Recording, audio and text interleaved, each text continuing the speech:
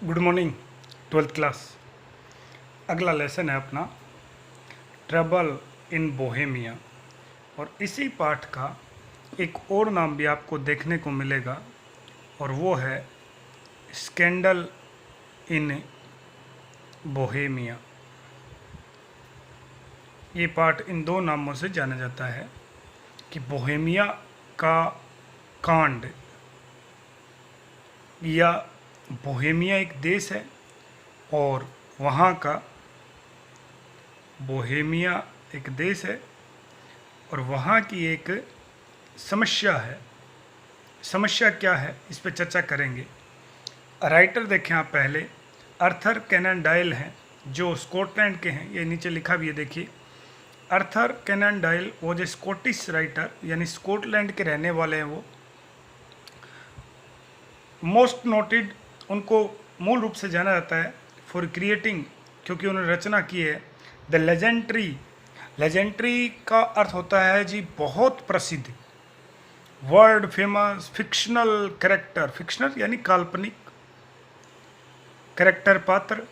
उन्होंने दो काल्पनिक पात्र रचे हैं जिनमें एक का नाम है शर्लॉक होम्स और एक उसका लॉयल असिस्टेंट है, लॉयल वफादार असिस्टेंट सहायक डॉक्टर वॉटसन। ये जो शर्लॉक होम्स है इसको एक स्पेशल स्पाई माना जाता है, जासूस।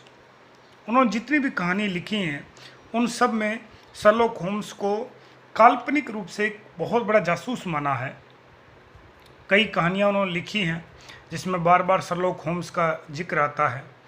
ये जो नीचे लिखा है कि उनके इतने नोबल हैं, ये वर्क्स हैं, इनसे अपना कोई लेना देना नहीं। हम इतना याद रखें कि बोहेमिया के लेखक आर्थर कैनन डायल और ये कहानी है शर्लॉक होम्स और उनका एक सहायक डॉक्टर वॉटसन। और ये पूरी कहानी वॉटसन ही हमें सुनाएंगे। ठीक है जी, ये तो हुआ लेखक के बारे में। अब हम देखते हैं कि पाठ किस बारे में है, यानी कहानी किस बारे में है। ध्यान से देखिए, लिखा है अबाउट द स्टोरी। ये कहानी किस बारे में है मैं आपको समझाता हूँ, ध्यान से देखिए। एक ऐसे राज्य रहा और उस राज्य का नाम रहा बी से बोहेमिया। ठीक है जी। और उस बोहेमिया के एक किंग रहे, राजा रहे। ठीक है जी। जो पहले क्या थे, ये किंग पहले क्या थे, एक प्रिंस थे, राजकुमार थे, यानी जब वो अनमैरिड थे। ये प्रिंस यानी वो बाद में राजा बना, वही प्रिंस प्रेम करता है किससे, मिस आयरन एडलर से। ठीक है जी। अब समझाता हूँ आपको। मिस आयरन एडलर कौन है? एक प्रसिद्ध एक्ट्रेस हैं अमेरिका की और काफ़ी चतुर हैं। जब राजा प्रिंस थे, जवान थे, तब वो इससे प्रेम करते हैं। लेकिन जैसे वो राजा बनते हैं तो जो उसके परिवार के लोग हैं या राज्य के लोग हैं वो मिस आयरन एडलर से विवाह की अनुमति नहीं देते हैं क्योंकि वो शाही परिवार से नहीं है, यानी राजकुमारी नहीं है, किसी राज खानदान से वो नहीं है, ऐसा रहता है। अब वो राजा प्यार नहीं कर पाता और शादी नहीं कर पाता उससे। ये प्रिंस मिस आयरन एडलर से प्रेम करता था क्योंकि वो एक राजाशाही परिवार से नहीं है, इसलिए वो इससे विवाह नहीं कर पाता। और अब ये किंग बन चुका है तो इसका विवाह कहीं और निर्धारित कर दिया जाता है। तब मिस आयरन एडलर उसको धमकी देती है कि मैं आपकी जो होने वाली बीवी है उसको सब कुछ बताऊंगी और हमारे जो साथ में फोटोग्राफ्स हैं वो उसको दिखाऊंगी। राजा वो फोटोग्राफ्स प्राप्त करने के लिए मिस आयरन एडलर से कई प्रकार से रिक्वेस्ट करता है, उसके घर पे भी छापा मरवाता है, लेकिन वो नहीं मिलते। और आखिरकार राजा वो फोटोग्राफ्स प्राप्त करने के लिए शर्लॉक होम्स नामक एक स्पाई जासूस की मदद लेता है। वो एक प्रसिद्ध जासूस हैं और वो फोटोग्राफ्स लेने के लिए जब मिस आयरन एडलर के घर जाते हैं तो उनको भी ज़्यादा सफलता नहीं मिलती। यहाँ तक कि जो आयरन एडलर है वो बीट्स हरा देती है शर्लॉक होम को एट हिज ओन गेम, खुद के ही खेल में।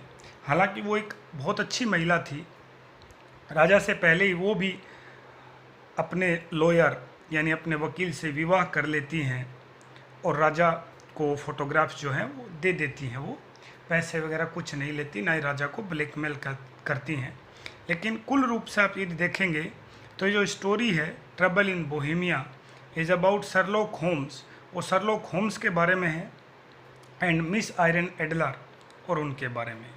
बोथ फिक्शनल कैरेक्टर्स, दोनों ही काल्पनिक पात्र हैं, मतलब उनकी कल्पना मात्र हैं। Created by Arthur Conan Doyle, ये लेखक हैं। द स्टोरी नरेट्स, ये कहानी बताती है हाउ, किस प्रकार द किंग, राजा ऑफ बोहेमिया, हायर का अर्थ होता है किराए पे लेना, द फेमस डिटेक्टिव, जासूस, डिटेक्टिव का अर्थ होता है कि किस प्रकार वो शर्लॉक होम्स जो फेमस डिटेक्टिव है उसको हायर करते हैं टू गेट सम लेटर्स, पत्र प्राप्त करने के लिए, फोटोग्राफ प्राप्त करने के लिए, back from Miss Irene Adler, उस अभिनेत्री से। But Miss Adler beat Sherlock होम एट हिज ओन गेम, लेकिन स्वयं के खेल में वो उन्हें पटकनी दे देती है। अब हम इस स्टोरी को देखते हैं कि स्टोरी कहाँ से शुरू होती है। ये कहानी पूरी मैंने जैसे आपको बताया, वो जो एडलर है, जो अभिनेत्री है, और राजा जो प्रेम करते हैं, और राजा अपने पत्र प्राप्त करने के लिए जिस जासूस को हायर करते हैं उनका असिस्टेंट ये पूरी कहानी हमें सुनाएगा। देखिए लिखा है, whenever Sherlock Holmes spoke of Irene Adler, कि जब भी आयरन एडलर के बारे में शर्लॉक होम्स बात करते हैं, बोलते हैं, तो कैसे करते हैं? It was in term of great respect, great का अर्थ है बहुत ज़्यादा और रेस्पेक्ट का अर्थ है सम्मान।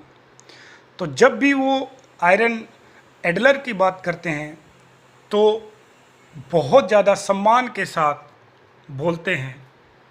इन टर्म ऑफ करते शब्दों का प्रयोग करते हुए, यानी आयरन एडलर क्या चर्चा यदि आज भी हो जाए तो भी वो महान जासूस उस अभिनेत्री की प्रशंसा करता है कि वो वास्तव में बहुत बुद्धिमान थी। She was always the women, इसका अर्थ ये है, इसका अर्थ ये नहीं कि वो हमेशा एक महिला थी ना, इसका अर्थ है कि वो हमेशा एक विशेष महिला थी, हमेशा ही एक विशेष महिला थी। दिस डिडेंट मीन, इसका मतलब ये नहीं है that he was any way sentimental about her, यानी इसका तात्पर्य बिल्कुल भी नहीं है कि शर्लॉक होम्स उस अभिनेत्री के प्रति भावुक हो गए थे, सेंटिमेंटल हो गए थे, इसका अर्थ ये बिल्कुल भी नहीं है। But throughout his long career, throughout का अर्थ होता है में से, लॉन्ग कैरियर, अपने पूरे कैरियर में आयरन एडलर, वो जो अभिनेत्री जिसका नाम ले रहे हैं, had been one of the few persons, कि वो उन, फ्यू का अर्थ होता है न के बराबर, कुछ एक, उन कुछ एक महिलाओं में से एक थी। वो had proven to be just as clever as Sherlock होम हिमसेल्फ। देखिए, प्रूवन साबित करना, एज क्लेवर एज यानी उतना ही बुद्धिमान जितना कि शर्लॉक होम हिमसेल्फ, कि ये महिला उन लोगों में से एक थी, जितने चतुर शर्लॉक होम्स है उतना ही चतुर वो महिला थी, इसलिए वो उसका सम्मान करते थे। उसकी वजह ये बिल्कुल नहीं है कि शर्लॉक होम्स जो हैं वो उसके प्रति क्या हो गए थे, भावुक हो गए थे। एनीवे, खैर, I was in Holmes apartment one day, कि एक दिन मैं जो शर्लॉक होम्स जो है उसके कमरे में उपस्थित था। मैं फिर कह रहा हूँ, ये कहानी वॉटसन सुना रहा है, जो शर्लॉक होम्स का क्या है, चेला है, असिस्टेंट है, असिस्टेंट को अप्रेंटिस भी कह सकते हैं, ठीक है जी। वैन, उस समय, ए टॉल हैंडसम मैन, और उसी समय एक लंबा और सुंदर व्यक्ति आया, dressed in the uniform of a foreign country, uniform पोशाक। और उसी समय होम्स से एक व्यक्ति मिलने आया जिसने कैसी पोशाक पहन रखी थी, फॉरेन पहन रखी थी, फॉरेन यानी विदेशी पोशाक पहन रखी थी। कम टू सी हिम, यानी उनसे वो मिलने के लिए आया। द मैन वोर ए मास्क, उस व्यक्ति ने नकाब पहन रखा था, मास्क आप नकाब कह सकते हैं, चेहरा ढक रखा था। एंड प्रेटेंटेड, और वह दिखावा कर रहा था, to represent a second person, यानी कोई दूसरा व्यक्ति बनने का दिखावा कर रहा था। मतलब जो वो था वो मैं दिखाना नहीं चाहता था। वो कौन है? वो राजा है, युवराज है। वो स्वयं आया था होम्स से मिलने, लेकिन ये दिखाना नहीं चाहता था कि भाई मैं प्रिंस हूँ। But Holmes soon recognize the man, soon का अर्थ है जल्द ही, रिकग्नाइज पहचान लेना। लेकिन क्योंकि वो तो जासूस था, बहुत चतुर था, उसने बहुत जल्द ही उस व्यक्ति को पहचान लिया। एड्रेस हिम, और उसे संबोधित किया। एड्रेस का अर्थ संबोधित करना। क्या? योर मैजेस्टी, और उसे पहचानते ही तुरंत संबोधित किया कि हे महाराज, योर मैजेस्टी यानी महाराज। And the fellow then admitted, और उस व्यक्ति ने, देन का अर्थ तब, एडमिटेड स्वीकार कर लिया, that he was the king of Bohemia, कि वो क्या था? बोहेमिया का राजा था। He had come, he said, उसने कहा कि वो आया है, to ask Sherlock Holmes help, उसको शर्लॉक होम्स की मदद चाहिए, in a matter of great importance. Great का अर्थ बहुत बड़ा, इम्पोर्टेंस महत्वपूर्ण, कि एक बहुत महत्वपूर्ण विषय है, उस विषय में मुझे शर्लॉक होम्स की मदद चाहिए। It seems that 5 years earlier, वो बता रहा है, ऐसा लगता है कि 5 वर्ष पूर्व, before he had become king, कि वो जब राजा नहीं बना था, ही हैड बीन इन वर्षा, कि उस समय वो वर्षा, ये एक नगर है, एक बड़ा शहर है, अभी तो वर्षो ही बोलते हैं इसको, वहाँ गया था। And had fallen in love, और उसे प्रेम हो गया, with a beautiful American actress, एक सुंदर अमेरिकी अभिनेत्री से जिसका नाम मिस आयरन एडलर, उससे वो प्रेम कर बैठा। I was crown prince at the time, he explain, राजा ने यह भी समझाया कि उस समय मैं क्राउन प्रिंस था, यानी युवराज था। एंड आई वॉज यंग, और मैं जवान भी था। शॉर्टली आफ्टर, और उसके बाद, आई बिकेम किंग, मैं राजा बन गया, यानी राजा की जिम्मेवारी मेरे ऊपर आ गई। Iron Adler was not of royal blood, royal blood का अर्थ है शाही परिवार, वो शाही परिवार से नहीं थी। My family and the member of government found, मेरे परिवार ने और उस समय जो सरकार के जो सदस्य हैं, यानी उस प्रजामंडल जो उन्होंने बना रखा था, उसके जो सदस्य थे, फाउंड आउट, उन्होंने पाया, अबाउट द मैटर, इस मामले के बारे में, एंड नेचुरली, और स्वाभाविक था, इंस्टेड, और उन्होंने जोर दिया, that I must give Irene Adler up, ये गिव अप है ना, इसका अर्थ होता है जी छोड़ देना। और उन्होंने मुझ पर दबाव बनाया, मेरे परिवार और सरकार के लोगों ने इस मामले का पता चलते ही मुझ पर दबाव बनाया कि मैं एडलर को त्याग दूं, यानी उसे मैं छोड़ दूं। आई लव्ड हर डीपली, बोला मैं बहुत ज़्यादा प्रेम उससे करता था। बट माई फर्स्ट अपॉर्चुनिटी, लेकिन मेरा पहला उत्तरदायित्व वोज था, नेचुरली, स्वाभाविक रूप से, टू माई कंट्री, मेरे देश के प्रति, इसलिए मुझे आयरन एडलर को छोड़ना पड़ा। द किंग वेंट ऑन का अर्थ होता है जारी रखना, राजा ने जारी रखा, एक्सप्लेन, बताना, that he was now about to be married to a princess. About to का अर्थ होता है होने वाला, कि अभी वो करने जा रहा है, मैरिड यानी विवाह, एक राजकुमारी से। अभी वो कह रहा है कि आयरन एडलर को तो वो छोड़ चुका है, और अभी वो एक राजकुमारी से विवाह कर रहा है, ऑफ द नेबरिंग कंट्रीज, जो पड़ोसी राज्यों की है उनमें से एक। एंड डेट आयरन एडलर, और अब वह अभिनेत्री, who was still apparently in love with him, apparently स्पष्ट रूप से, स्टिल अब भी, लव करता प्रेम, जो अब भी प्रेम करती है, हैड सेड, उसने ये कहा, that she was going to write to the princess and tell her all, और उसने मुझे ये कह दिया कि वो सब कुछ प्रिंसेस को बताएगी। ये समस्या सामने आ गई। Is it money Miss Adler wants asks होम। तुरंत जो जासूस ने पूछा, क्या मिस एडलर को पैसे चाहिए, क्या वो पैसे लेना चाहती है। हेवांस नो, और आगे देखिए विस्मयबोधक चिन्ह लगा है। इसका मतलब है ईश्वर साक्षी है, ईश्वर साक्षी है।